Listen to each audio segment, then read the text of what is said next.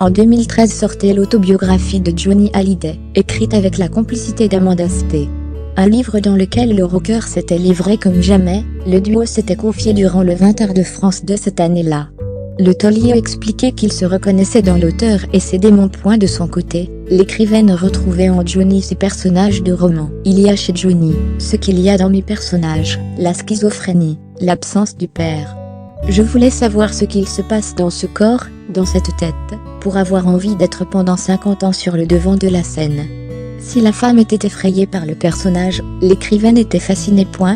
4 ans plus tard, et sur le plateau de C'est à vous sur France 5, Amanda Stelly est invitée à revoir ses images, et à parler de son ami chanteur, qui lutte contre un cancer du poumon.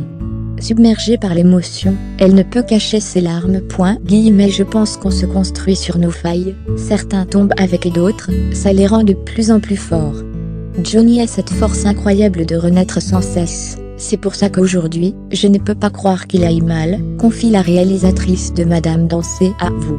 Après avoir regardé l'extrait de son passage, avec Johnny Hallyday sur France 2 en 2013, l'auteur essuie ses larmes et s'excuse. Pardon. Anne-Elisabeth Lemoine reprend. On comprend votre émotion ce soir, Amanda.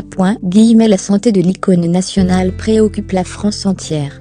Après plusieurs jours d'hospitalisation, durant lesquels il a subi une batterie d'examens, et une nouvelle séance de chimiothérapie, comme chaque mois depuis la découverte de son cancer. Johnny Hallyday est rentré à son domicile de Marne-la-Coquette, Hauts-de-Seine, samedi 18 novembre.